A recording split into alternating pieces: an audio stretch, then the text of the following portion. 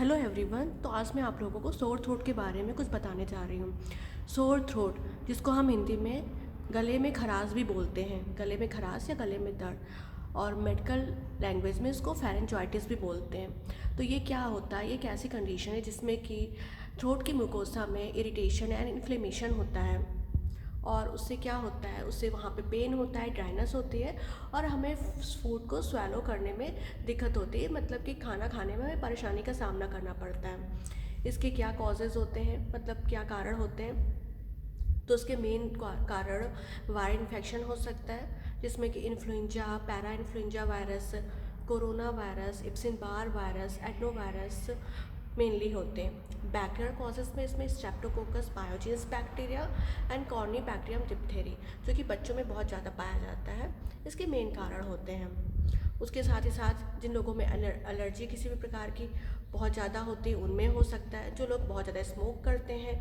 इससे उनमें हो सकता है, या फिर बहुत ज़्यादा पॉल्यूशन है वहाँ पे रहते हैं, और अदर रीज़न वोकल स्ट्रेन। तो आप देख सकते हैं इसके क्या क्या साइन एंड सिम्टम्स होते हैं। जो बैक्टीरियल इन्फेक्शन है उसमें होता है स्वेलन यूवला, मतलब जो ये यूवला होता है वो स्वेल कर जाता है, स्वेलिंग आ जाती है। वाइटिस स्पॉट, उसके बगल में जो होते हैं वाइटिस स्पॉट्स हो जाते हैं।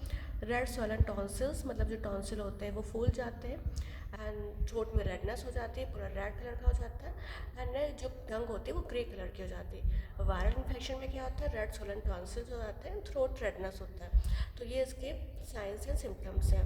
उसके बाद में रिस्क फैक्टर, मतलब किन किन लोगों में होने के ज़्यादा चांसेस रहते हैं। तो बच्चों में, जो चिल्ड्रन होते हैं या फिर टीन स्टेज के होते हैं, उनमें बहुत ज़्यादा चांसेस होती हैं इसको होने की। और उसके बाद में जो लोग तंबाकू का बहुत ज़्यादा सेवन करते हैं उसमें भी ये हो सकता है सोर थ्रोट या फेरेंजाइटिस। उसके अलावा allergies, exposure to chemical irritant, मतलब जिन लोगों का एक्सपोजर केमिकल इरिटेंट से होता है उसके लिए भी हो जाता है, उनको भी ये होने के चांसेस होते हैं। क्रोनिक टू फ्रीक्वेंट साइनस, मतलब जिन लोगों को क्रोनिक या फ्रीक्वेंट साइनस इन्फेक्शंस होते हैं उनमें हो सकता है, या जिनकी इम्यूनिटी बहुत ही कमज़ोर होती है उन लोगों में हो जाता है। इसका डायग्नोसिस कैसे करते हैं? इसको डायग्नोसिस मेनली इसका फिजिकल एग्जामिनेशन करते हैं, मतलब जिन लोगों को हुआ उनका पूरा फिजिकल एग्जामिनेशन हम लोग करते हैं, देखते हैं पूरा उनका थ्रोट का। उसके बाद में थ्रोट सैप, मतलब जो जिन लोगों को हुआ है उनका थ्रोट सैप का सैंपल लेते हैं, और स्ट्रेप्टोकोकस और अदर इन्फेक्शंस के लिए कुछ कंडीशंस में हम लोग ब्लड टेस्ट भी करते हैं। इसका ट्रीटमेंट क्या है? तो जो वायरल कॉज है उसमें हम लोग रेस्ट करने को बोलते हैं। हाइड्रेशन, मतलब कि पानी की कमी नहीं होनी चाहिए, हाइड्रेशन मेंटेन होना चाहिए। थ्रोट लोजेंजेस, कुछ ऐसे केमिकल्स आते हैं उसको हम लोग देते हैं।